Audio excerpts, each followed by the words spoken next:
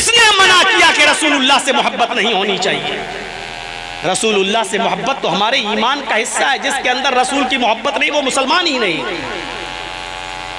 लेकिन जज्बात, जोश,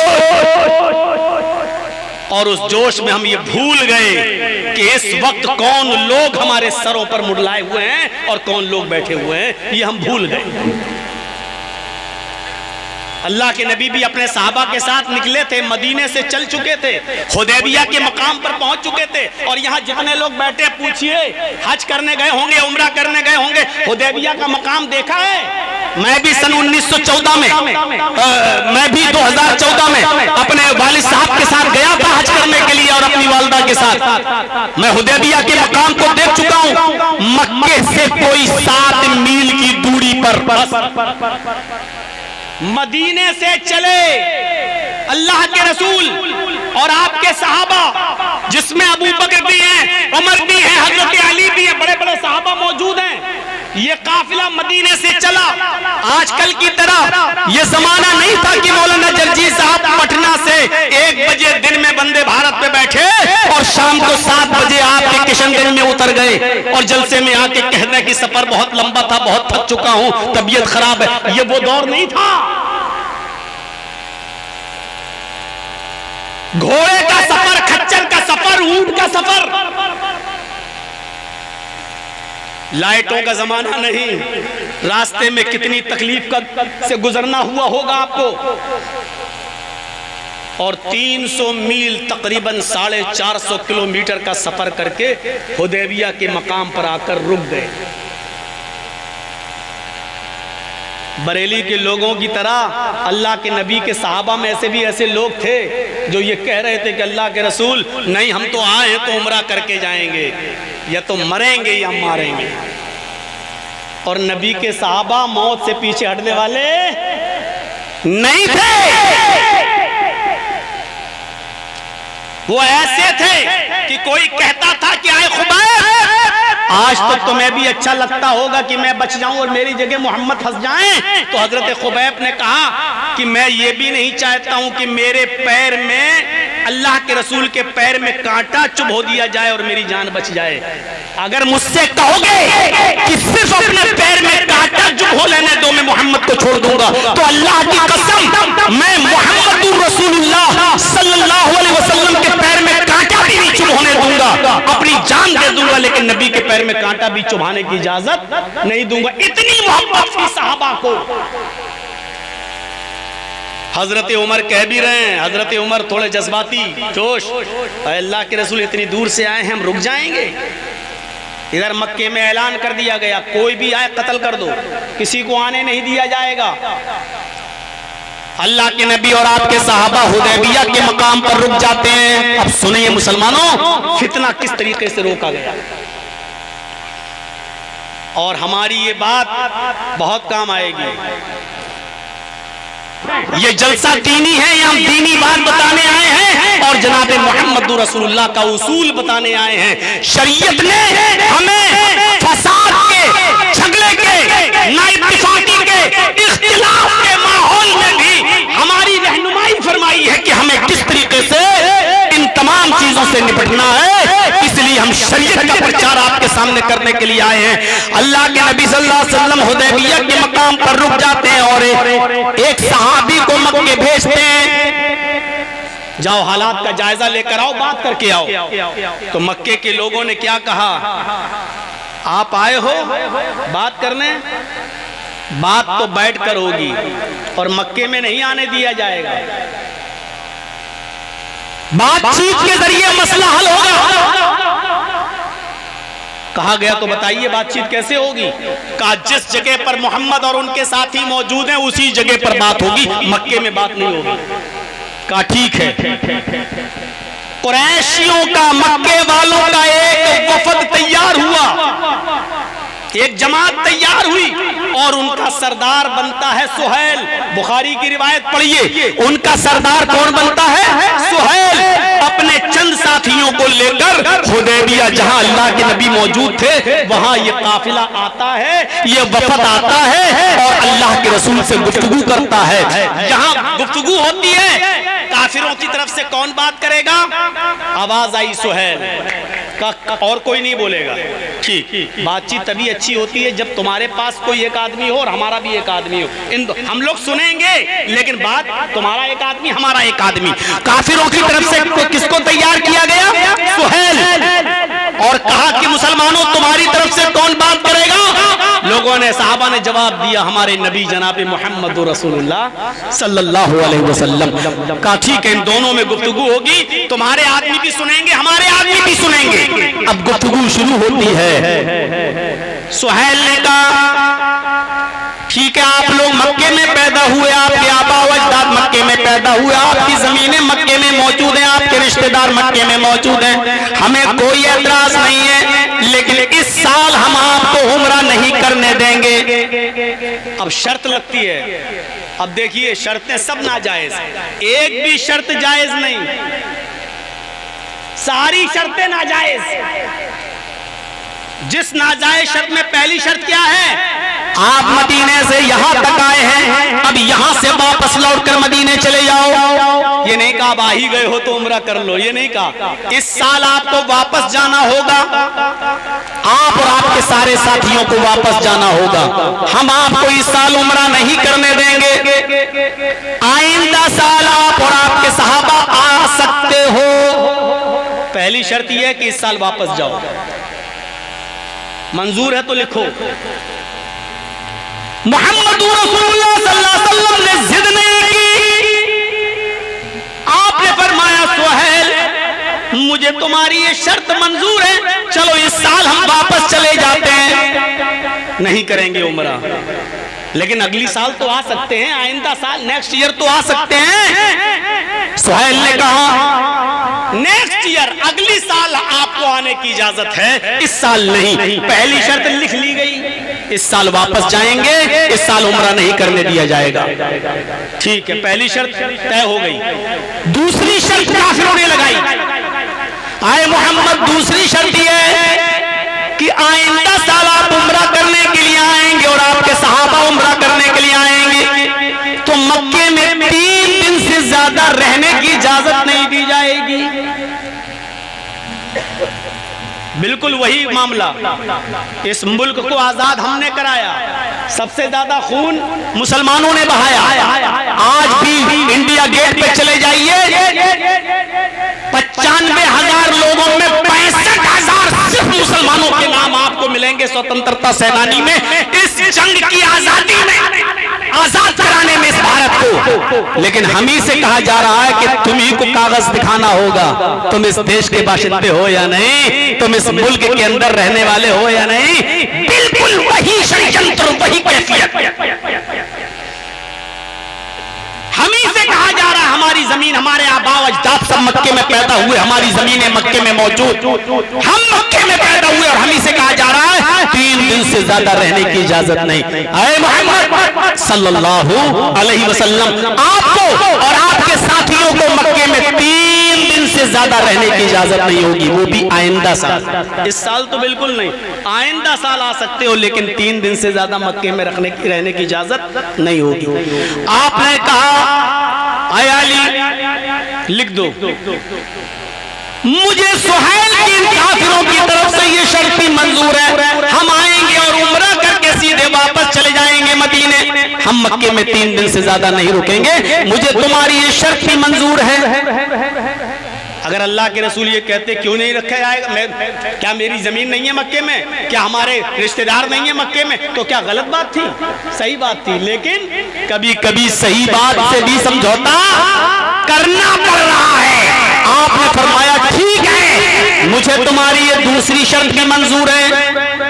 अब उसने एक और खेल बिगाड़ना चाहा, वो योग ये चाह रहे थे किसी तरीके से ये मामला, ये समझौता बिगड़ जाए।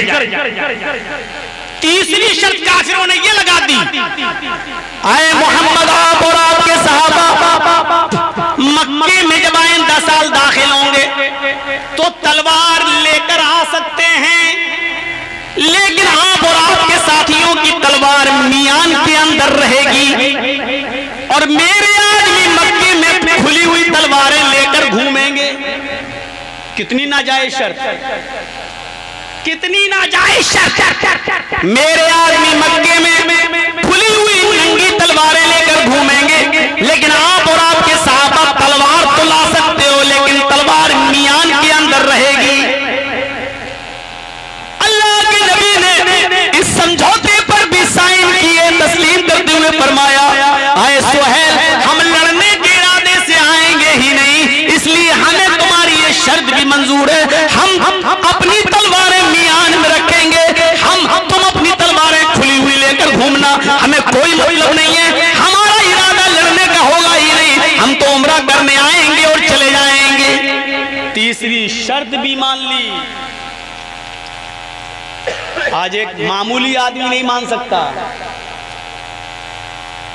पंचायत बैठ भी जाए तब भी कहते पंचों का फैसला सर आंखों पर, लेकिन परनाला मेरा यहीं बहेगा। हम बड़े बाप के बेटे हैं। मेरे भाइयों वो भी मान ली। हजरत उमर ऐसे देख भी रहे हैं, ये क्या कर रहे हैं अल्लाह के रसूल। वो हजरत उमर जिनकी तलवार जल्दी जल्दी मियान से निकलती थी, जिनकी अदालत में कत्ल से नीचे कोई सजा थी नहीं, लेकिन अल्लाह के रसूल जब शर्तें मान रहे हैं तो उमर फारूक कैसे बोल रहे हैं, ठीक है मंजूर है, समझौता हो गया। अब चौथी शर्त एक और लगा दी।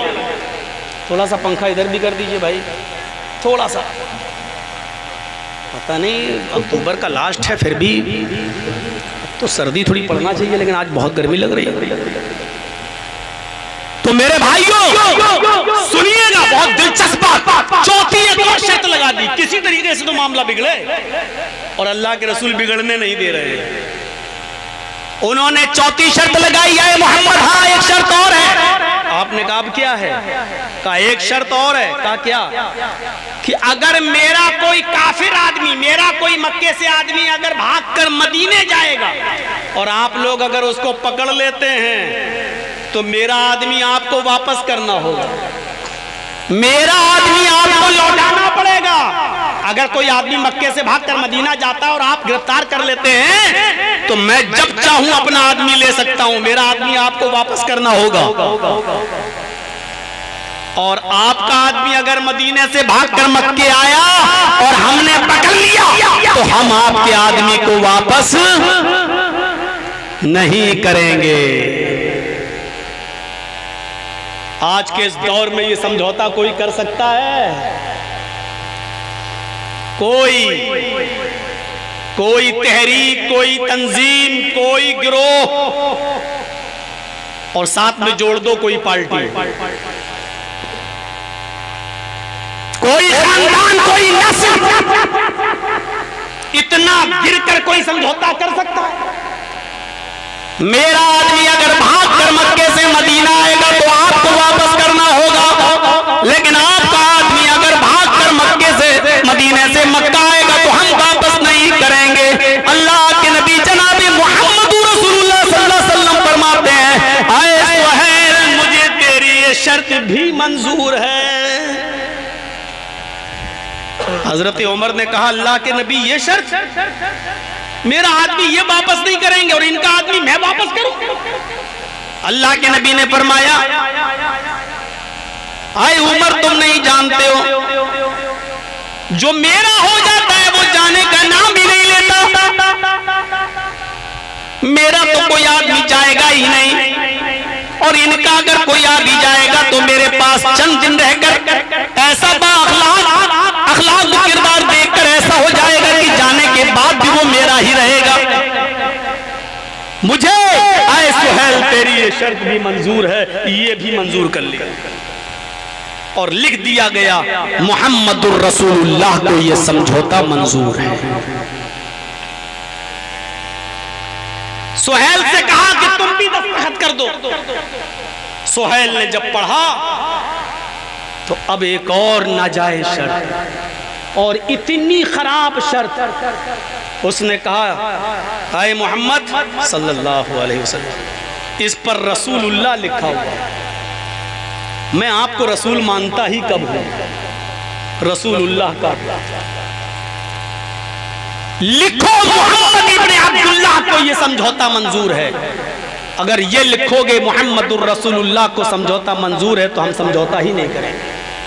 हम आपको रसूल मानते ही कहाँ हैं? अगर रसूल मान ले तो झगड़ा ही किस बात का है? फिर तो झगड़ा ही खत्म है। आप कहते हो मैं अल्लाह का रसूल हूँ और हम आपको अल्लाह का रसूल मानते ही नहीं है। इसलिए लिखो, हम ये मानते हैं कि आप अब्दुल्ला के बेटे अब्दुल मुत्तलिब के पोते हैं। आप ये लिखिए कि मोहम्मद इब्ने अब्दुल्लाह को ये शर्तें मंजूर हैं। रसूलुल्लाह काटिए। आपने हजरत अली से कहा, अय अली रसूलुल्लाह काट दो।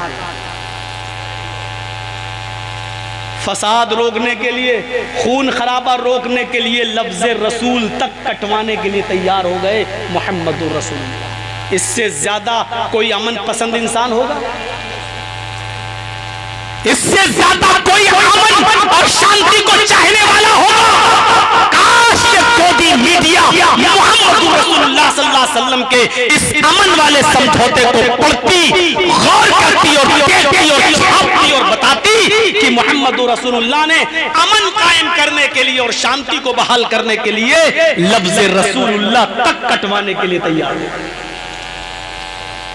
हजरत अली ने कहा, अल्लाह के नबी क्या आप रसूल नहीं हैं? कहा जी मैं तो रसूल हूं। अल्लाह ने आपको जब हक के साथ रसूल बनाकर भेजा है तो मेरे हाथ उस लफ्ज़ रसूल को कैसे काट सकते हैं? मेरे हाथों में इतनी ताकत नहीं है कि मैं लफ्ज़ रसूलुल्लाह काट दूं। अल्लाह के नबी ये काम मैं नहीं कर सकता, मुझसे मत करवाइए। जब आप रसूलुल्लाह हैं तो मैं रसूलुल्लाह कैसे काट दूं? मोहब्बत देखिए, कोई जरूरी नहीं कि झंडा लेकर निकला जाए तभी मोहब्बत है, दिल का फोटो बनाया जाए तभी मोहब्बत है। अल्लाह के रसूल में लफ्ज़ रसूलुल्लाह नहीं काट सकता अपने हाथ से। अल्लाह के नबी ने फरमाया लाओ कलम मुझे दो। हजरत अली ने कलम दे दिया। बुखारी की हदीस, बुखारी की रिवायत, अल्लाह के नबी ने कहा अली मुझे बताओ कि कहाँ लिखा है रसूलुल्लाह, मुझे बताओ रसूलुल्लाह कहाँ लिखा है। हजरत अली ने बताया ये लिखा है, यहाँ से यहाँ तक ये रसूलुल्लाह लिखा हुआ है। आपने खुद उसको अपने हाथ से काट दिया। लीजिए, और लिखवा दिया इब्ने अब्दुल्लाह, मोहम्मद रसूलुल्लाह कटवाकर इब्ने अब्दुल्लाह को ये समझौता मंजूर है। अब हजरत उमर उठ गए। और सुनो,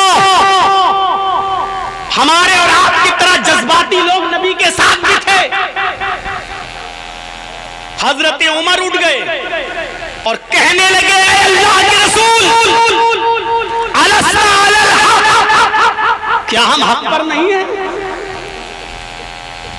जैसे हम कहते हैं क्या हम सही नहीं बोल रहे हैं, क्या हम गलत बोल रहे हैं, क्या हम फसाद फैला रहे हैं? हजरत उमर ने भी क्या कहा, क्या हम हक पर नहीं है? अल्लाह के नबी ने कहा अय उमर उस रब की कसम जिसके कब्जे में मेरी जान है, हम हक पर हैं। आए अल्लाह के नबी हम हक पर हैं।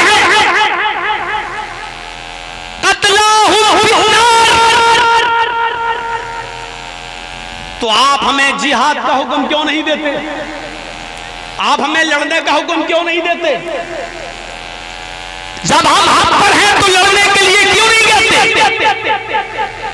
आए अल्लाह के रसूल अगर हम इनसे लड़ने लगे और इन काफिरों को मारें, कत्लाहुम फिन्नार, तो क्या ये काफिर जिनको हम कत्ल कर दें क्या ये जहन्नम में नहीं जाएंगे? आपने फरमाया हाँ, अगर लड़ते लड़ते तुमने इनको मार दिया तो ये जहन्नम में जाएंगे। कत्लाना फिल जन्नह, अय अल्लाह के नबी हम तादाद में कम हैं, लड़ते लड़ते अगर इन्होंने हमें मार दिया, हमें कत्ल कर दिया तो क्या हम जन्नत में नहीं जाएंगे? सवाल कैसे कर रहे हैं हजरत उमर? आय अल्लाह के नबी अगर हमने इनको कत्ल कर दिया तो क्या ये जहन्नम में नहीं जाएंगे? हाँ ये जहन्नम में जाएंगे। अगर ये हमें मार दे तो क्या हम मरने के बाद जन्नत में नहीं जाएंगे? आपकी आंखों में आंसू आ गए। फरमाया हाँ, अगर ये तुम्हें कत्ल कर दे तो तुम जन्नत में जाओगे। फरमाया जब दोनों हालत में हमारी जीत है, हम इनको मारे तो ये जहन्नमी, ये हमें मारे तो हम जन्नती, फिर आप हमें लड़ने से क्यों रोक रहे हैं? हम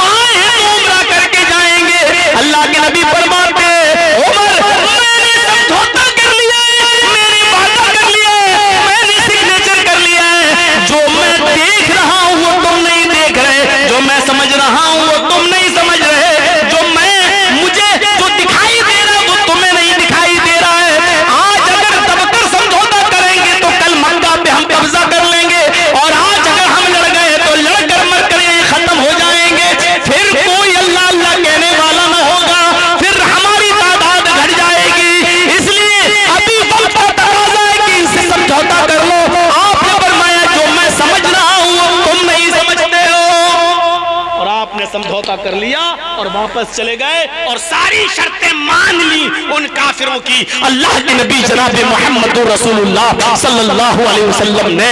और फिर मदीने से दीन का प्रचार चला और फिर अगले साल खाने काबा में उम्रा करने आए और उसके बाद धीरे धीरे फिर इस्लाम फैला और फिर ऐसा इस्लाम फैला, ऐसा फैला कि फिर एक दिन 10,000 सहाबा के साथ मक्के के अंदर फातिहाना दाखिला होता है। और वही अल्लाह के नबी उस मक्के के उसी खाने काबा में जिसमें 360 मूर्तियां रखी हुई थी, 360 बुत रखे हुए थे, उसी खाने काबा में दाखिल होते हैं। हजरत अली के कांधे पर सवार होते हैं, आपके हाथ में छड़ी होती है और खाने काबा में घुसकर एक एक बुत को छड़ी से गिराते जाते और कहते जाते जाल हक़ व ज़हक़ल बातिल इन्नल बातिल काना ज़हूक़ा, जाल हक़ व ज़हक़ल बातिल इन्नल बातिल काना ज़हूक़ा। हक़ आ गया और बातिल मिट गया, हक़ आ गया और बातिल मिट गया और बातिल को तो मिटना ही था। हक़ आ गया और बातिल मिट गया और बातिल को तो मिटना ही था, खत्म होना ही था। एक एक करके खुद को गिराते जाते और यही कहते जाते हक़ आ गया और बातिल मिट गया और बातिल तो मिटने ही वाला था। ये कहते गए और मक्के को 360 बुतों से पाक साफ कराया और मक्के के अंदर फातिहाना दाखिला हुआ। अगर अल्लाह के रसूल उस वक्त समझौता न करते तो क्या मक्के में शानदार फातिहाना दाखिला होता? ये जीत की निशानी थी। उस वक्त समझौता करना काफिरों को लग रहा था कि हम जीत गए, लेकिन हकीकत ये थी कि ये थोड़ी देर के लिए समझौता कर लेना और मान लेना इस बात की दलील थी कि आगे का मुस्तकबिल बहुत अच्छा, फ्यूचर बहुत अच्छा है। इस समझौते की रोशनी में हम हालात का जायजा लें। उसमें भी सहाबा थे, कुछ कह रहे थे अल्लाह के नबी बिल्कुल सही कर रहे हैं और कुछ कह रहे थे कि अल्लाह के रसूल को इतना रुस्वा भरा, इतना बेइज्जती वाला, इतना जिल्लत भरा समझौता नहीं करना चाहिए। आज भी अगर चंद लोगों की बात होगी तो चंद लोग कहेंगे हमें भी इतना जलील नहीं होना चाहिए। आज भी अगर मशवरे दोगे तो आज भी कुछ लोग कहेंगे क्या हम लोग जिंदगी भर यही करते रहे, क्या हम लोग जिंदगी भर यही करते रहे, क्या हम लोग जिंदगी भर जलील होते रहे। आज भी मेरे भाइयों हमारे समाज और सोसाइटी में मशवरे करेंगे तो ये कहने वाले भी लोग मौजूद होंगे, लेकिन सोचिए और गौर कीजिए। आज इस्लाम की कोई इबादत मुझे ऐसी बताओ जिसमें इज्तिमाइयत ना हो। आज कहाँ चली गई हमारे दरमियान से इज्तिमाइयत? नमाज तो आदमी घर में भी पढ़ सकता है, लेकिन क्यों कहा कि नमाज मस्जिद में और जमात के साथ पढ़िए? क्यों? इसलिए कि इस्लाम इज्तिमाइयत चाहता है। ईद की नमाज तो आदमी घर में भी पढ़ सकता है, लेकिन क्यों कहा कि मस्जिद के क्यों कहा ईदगाह जाइए? क्यों कहा घर की औरतों को भी ले जाइए? क्यों कहा अल्लाह के नबी ने जिस औरत के पास ओढ़नी ना हो, चादर ना हो, तो अपने सहेली की ओढ़नी और चादर पे चली जाए, लेकिन जाए। क्यों कहा अल्लाह के रसूल ने ईद के दिन भी अगर तुम्हें जाना है, अगर कोई औरत नमाज पढ़ने की पोजीशन में नहीं है, उसको पीरियड शुरू हो गया है और वो नमाज नहीं पढ़ सकती, तब भी वो मुसलमानों की ईदगाह में जाए, नमाज न पढ़े लेकिन दुआ में शामिल रहे। क्यों? ये इज्तिमाइयत का हुक्म क्यों दिया?